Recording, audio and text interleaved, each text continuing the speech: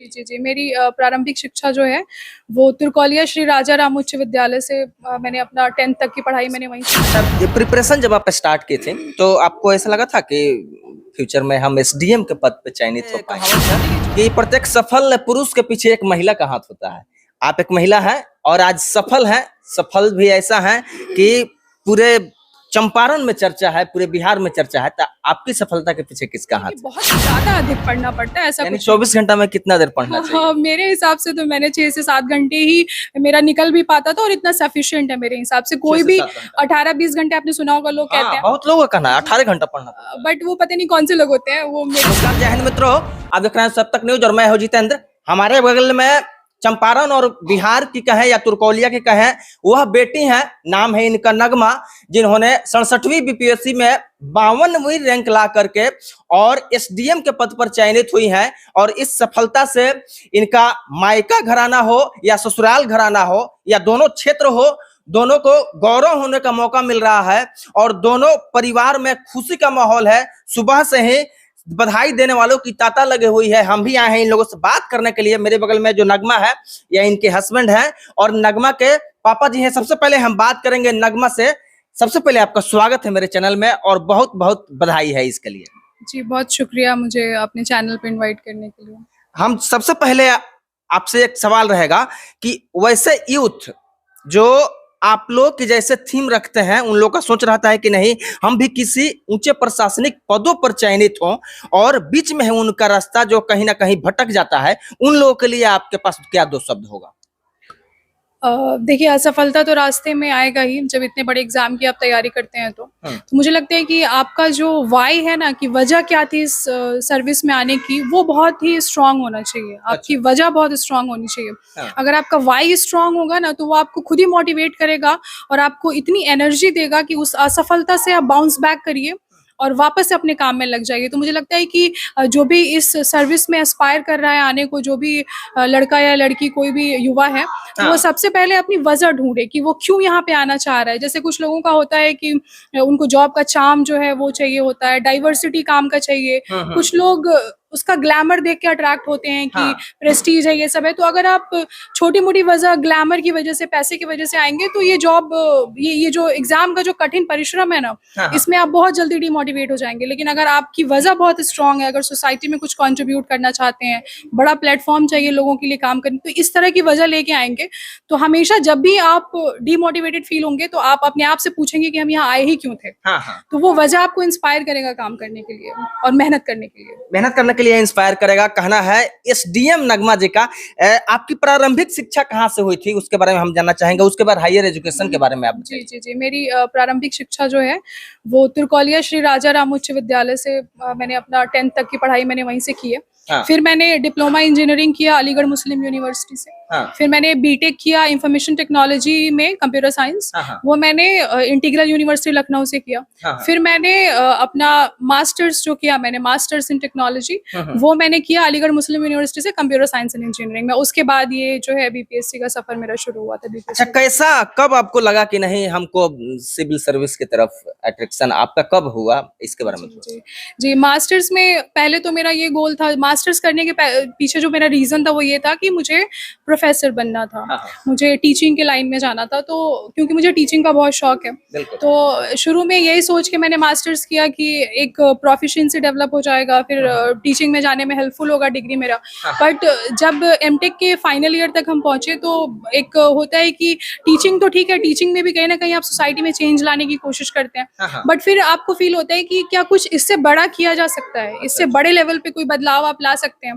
तो जब भी कुछ सामाजिक बदलाव की बात होती है तो सिविल सर्विसेज का जो परीक्षा है ना, वो सबसे टॉप पे रहता है आपके प्रायोरिटी में, कि ये परीक्षा आपको इतना बड़ा प्लेटफॉर्म दे देता है लोगों के लिए काम करने का। तो यही मोटिवेशन था। जब मुझे एक्सपोजर मिला, इसके बारे में ज्यादा पता चला, तो मुझे लगा कि इसमें एक बार तो आपको डेफिनेटली ट्राई करना चाहिए। तो वहीं से शुरुआत हुई। अच्छा, शादी को आपके 9 वर्ष हो गए हैं जैसा कि आपके हस्बैंड बताए हैं, और 9 वर्ष होने के बाद में 2 बच्चे भी हैं, तो एक कुशल गृहिणी होने के नाते और उसके बाद में परिवार को भी संभालना है, बच्चे को भी संभालना है, और हस्बैंड भी हैं, मायका है, ससुराल है, और सबके बीच कोऑर्डिनेशन कैसे आप स्थापित किए? जी बिल्कुल, संतुलन ही जिंदगी का नाम है। तो कोऑर्डिनेशन तो आपको डेवलप करना पड़ेगा, बैलेंस आप क्रिएट करते हैं। नेचुरली तो वो एग्जिस्ट नहीं करेगा कि सब चीज़ें आपकी टाइम पे होएंगी और सब कुछ बिल्कुल सामंजस्य से बैठा रहेगा। तो थोड़ा मेहनत करना पड़ता है इसके लिए, रोज़ ट्राई करना होता है आपको। तो मेरा ये था कि रिस्पॉन्सिबिलिटी काफ़ी ज़्यादा थी, टाइम लिमिटेड है आपके पास, एग्ज़ाम बहुत मुश्किल है और कई बार इमोशनल बैगेज हो जाता है कि आप ऑलरेडी इतना वो हो जा रहे हैं, एग्जॉस्ट हो जा रहे हैं एग्ज़ाम की तैयारी में, फिर फैमिली को टाइम देना है आपको, घर की बहुत सारी ज़िम्मेदारियाँ होती हैं। तो इसमें जो सपोर्टिव इकोसिस्टम एक जो घर वालों ने दिया, वो बहुत बड़ा रीज़न था कि हम कंटिन्यू कर पाए इसको। अच्छा, प्रिपरेशन जब आप स्टार्ट किए थे तो आपको ऐसा लगा था कि फ्यूचर में हम एसडीएम के पद पे चयनित हो पाएंगे? देखिए, जो भी एस्पायर करता है इस सर्विस के लिए, उस सबके मन में ये बात होती है कि कभी आप इस एग्ज़ाम में इतने अच्छे अंक ले आएँ कि आपको एसडीएम का पोस्ट मिल जाए। तो मैं ये नहीं कहूँगी कि मैंने कभी सोचा नहीं था, डेफ़िनेटली सोचा था, बट ये नहीं लगा था कि पूरा हो पाएगा। वो बिल्कुल। तो रिज़ल्ट आने के बाद ही पता चलता है कि आपने अचीव कर लिया है। अच्छा, एक कहावत है कि प्रत्येक सफल पुरुष के पीछे एक महिला का हाथ होता है।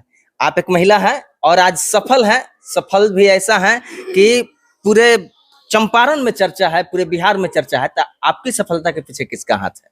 इनका हाथ है, बहुत बड़ा हाथ है इनका, यानी उनका भी हस्बैंड, हाथ है। पापा जी का भी हाथ तो है। जैसे आपने अभी कहा कि हर सफल आदमी पुरुष के के- पीछे, पुरुष के पीछे औरत का हाथ होता है, तो एक सफल औरत के पीछे भी आदमी का हाथ होता है। हाँ। और ये दो जो सबसे इम्पोर्टेंट मैन मेरी लाइफ में है, एक मेरे फादर है, मेरे हस्बैंड है, इन लोगों का बहुत बहुत बड़ा योगदान रहा है। एक होता है कि एक फाइनेंशियल बैकअप देना आपको, जब आप मास्टर्स जैसी डिग्री लेके और आप कहते, मतलब अगर ब्लंट लैंग्वेज में बोले तो अनएम्प्लॉयड बैठे हुए थे घर पे आप, बिल्कुल। तो वो एक प्रेशर बिल्ड हो जाता है आपके ऊपर कि आप कुछ काम नहीं कर रहे हो। तो घर वालों ने एक बहुत ही सपोर्टिव इकोसिस्टम दिया कि ठीक है, तुमको इसके बारे में सोचने की जरूरत नहीं है कि आप फाइनेंशियली हम लोग तुम्हें सपोर्ट करेंगे, आप जब तक कंटिन्यू करना चाह रहे हो आप करो इसको। तो दोनों लोगों का बहुत बड़ा हाथ है इसमें। मेरी मम्मी का, क्योंकि जो बच्चे होने के बाद भी आप अगर इसमें कंटिन्यू कर रहे हो इस एग्ज़ाम को, तो बहुत ज़्यादा डिमांडिंग और बहुत इमोशनली एग्जॉस्टिव हो जाता है। तो अम्मी का ये था मेरे कि मेरी रिस्पॉन्सिबिलिटी को टेक ओवर कर लेती थी कि तुम मम्मी अपना आपकी। टाइम निकालो, तुम अपनी पढ़ाई करो, हम हैं तुम्हारे साथ करने के लिए ये सब। तो ये लोग नहीं होते तो ये हो ही नहीं पाता पॉसिबल। अच्छा, आपका स्टडी रूम यहीं यहीं है? जी, जी। यहीं पर रहना होता है? मोस्टली तो मेरी पढ़ाई जो है वो लाइब्रेरी में होती थी, बिल्कुल। बिकॉज़ घर पे थोड़ा-सा माहौल वैसा रहता है कि बच्चे हैं और कभी-कभी कोई बाहर से लोग आ रहे हैं, बातचीत हो रही है, तो थोड़ा-सा डिस्ट्रैक्शन ज़्यादा हो जाता है। तो मेरा ये रहता था कि ज़्यादातर जो मेरी पढ़ाई होती थी वो लाइब्रेरी में जाके होती थी। अच्छा नगमा जी, ऐसा कॉमन एक फीलिंग्स है कि सिविल सर्विसेज में जाने के लिए बहुत अधिक पढ़ना पड़ता है। देखिए, पढ़ना तो पड़ता है क्योंकि एग्ज़ाम का जो सिलेबस है, आपने सुना भी होगा कि कहते हैं सिविल सर्विस परीक्षा के बारे में कि everything under the sun is syllabus.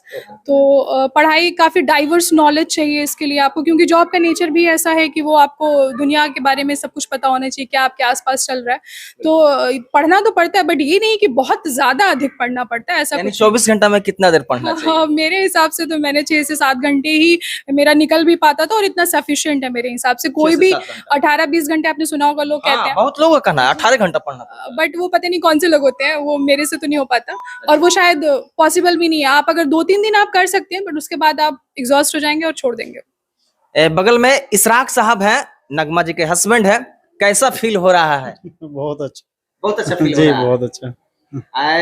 अभी आपके कहाँ पे हैं, किस जगह पोस्टेड हैं, किस डिपार्टमेंट? सुगौली नगर पंचायत में अच्छा। जूनियर इंजीनियर की पोस्ट पे। अच्छा, बहुत सारे लोगों का ऐसा मानना होता है कि बेटियों को तो तवज्जो नहीं देते हैं पढ़ाने के लिए। अधिकतर लोग बेटों को ही तवज्जो देते हैं। तो उन अभिभावकों के लिए आपके पास क्या दोष होगा? मुझे लगता है पापा ज्यादा बेटर बोल पाएंगे। है ना? मेरे घर में तो ऐसा माहौल नहीं है, लेकिन हम तो यही कहेंगे लोग से कि जो भी अगर पढ़ने की इच्छा रखते हैं उसको आगे बढ़ाइए और उसको पढ़ाइए। और जैसे नगमा आज है एसडीएम बनी हुई है, वैसे साहब सब बच्चे बन सकते हैं, कोशिश करेंगे तो। माँ बाप का काम है हौसला बढ़ाना और बच्चों का काम है मेहनत करना। मेरे बगल में है चाचा ही कहेंगे आपको। सबसे पहले बधाई है आपको, बहुत बहुत शुभकामना है। आपको भी मुबारक हो। कैसा फील हो रहा है? हम कहावत है कि एक पिता को सबसे अधिक खुशी होती है जब उनके जो बच्चे होते हैं वो सफल हो जाते हैं। तो उससे बड़ी सफलता एक पिता के लिए कुछ नहीं हो सकती। उससे तो दूसरा कुछ हो ही नहीं सकता है। जो बच्चों को सफलता मिले तो उससे बड़ी खुशी कोई और होगा। लेकिन नगमा जी का कहना है कि हम अगर सफल हुए हैं तो उसमें सबसे अधिक कंट्रीब्यूशन इन दो शख्स बैठे हुए हैं। बिल्कुल उनका है, कहना आपका सही है। हाँ। इसमें पूरे परिवार का सहयोग है, लेकिन ऐसा है बच्चों को हौसला देना माँ बाप का ही काम होता है। अच्छा, बचपन में जब नगमा जी थी, छोटी थी, जब पढ़ाई में कैसी थी या कैसे पढ़ते थे? बहुत अच्छी पढ़ने में थी, बहुत लगन के साथ पढ़ती थी। वो अपना काम जो है स्कूल से आई और खाना खाने से पहले बिना खाए हुए बैठ करके होमवर्क पूरा करके तब खाना खाती थी। हाँ, हाँ, बचपन में ही। बचपन में ही उसको बहुत शौक था, हर चीज का शौक था, लगन बहुत ज्यादा थी। और आज तक उसका रिकॉर्ड रहा है कि किसी चीज में, किसी क्लास में हाँ, एक नंबर 1 पर रही है, 2 पर नहीं आई कभी। हमेशा। हमेशा पूरे पढ़ाई में इसका मास्टर डिग्री तक हमेशा आगे रही है। और कोई चीज का हौसला देख करके माँ बाप जो है उसके पीछे पड़ता है। हाँ, तो बच्चे जो हैं जब उस लायक के होंगे तो माँ बाप जरूर उसको गाइड करेंगे। और माँ बाप का गाइड करना सबसे अच्छी चीज है। हाँ, अगर गाइड माँ बाप का किया हुआ ही बच्चा आगे जाएगा। हाँ, माँ बाप अगर उस पर ध्यान नहीं देंगे तो नहीं होगा, नहीं होगा। नहीं होगा। अच्छा, वैसे माता पिता जो कि अधिक तवज्जो देते हैं अपने बेटों को पढ़ाने के लिए, लड़कों को पढ़ाने के लिए, और लड़कियों को उतना अधिक वह तवज्जो नहीं दे पाते हैं, प्रायोरिटी नहीं दे पाते हैं, तो उनको आप कैसे मोटिवेट करें? ये गलत है, ऐसा नहीं होना चाहिए, है ना?